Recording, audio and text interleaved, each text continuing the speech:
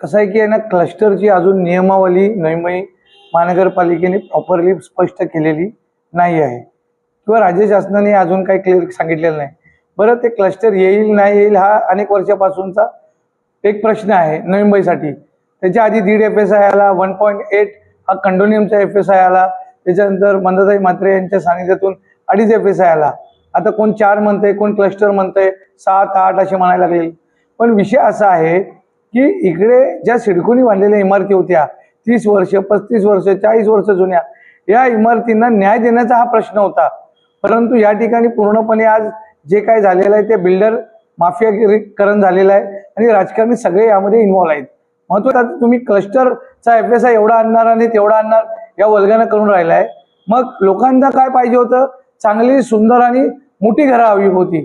आता तुम्ही त्यांची घरं ज्या लोकांची बनवून झालेली आहेत त्यांना या क्लस्टरचा काय फायदा येणार आहे? एकतर तुम्ही त्याचा TDR तयार करणार, मग तो TDR कोण? बिल्डरकडे असणार आहे, सोसायटीकडे असणार आहे. बरं, बिल्डरकडे गेला तरी तो काय करणार आहे? तो विकणार आणि तो पैसे कमावणार.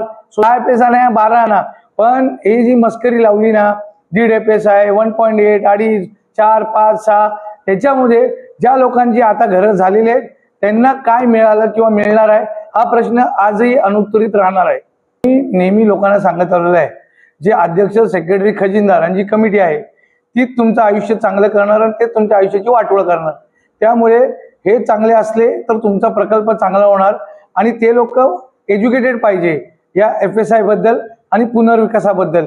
माझं स्पष्ट म्हणणं आहे की जे झालं ते झालं, की ज्यांच्या आता वाटोळ होणार तो होणार आहे. त्यांना क्लस्टरचा किती वापर भेटेल, किती त्यांना घर मोठं भेटेल आणि किती त्याचा फायदा भेटेल. परंतु जे आता होऊ पाहत आहेत किंवा जे ॲग्रीमेंट करणार आहेत किंवा ज्यांचं काही होणार आहे त्यांनी तरी आता सतर्क राहावं. बाबा, क्लस्टर करणार आहे, कसं करणार आहे, काय करणार आहे, आम्हाला कसा फायदा येणार आहे? क्लस्टर काय एवढ्याशा छोट्या ह्याच्यात होतं का? क्लस्टरमध्ये क्लस्टरची व्याख्या तुम्ही जर बघितली तर धारावीचा पुनर्विकास हा क्लस्टरमध्ये येतो. हे Gen1, Gen2ला तुम्ही क्लस्टरमध्ये टाकणार म्हणजे तुम्ही बघायला गेले तर अर्धी वाशी ती क्लस्टरमध्ये जाईल. मग तुम्ही FSI काउंट कसं करणार? बरं, एवढ्या सगळ्या आता बिल्डिंग झालेल्या आहेत, त्यांच्या काय NOC घेऊन तुम्ही TDR निर्माण करणार का? बरं, त्याचा आता झालेल्या इमारतींना असंही पाहिजे नाही. म्हणून मी आत्ता जे नवीन होऊ पाहिलेले आहेत त्यांनी सतर्क व्हा, त्यांनी याबद्दल प्रश्न विचारा आणि त्याच्याबद्दल एज्युकेट आणि जे करतात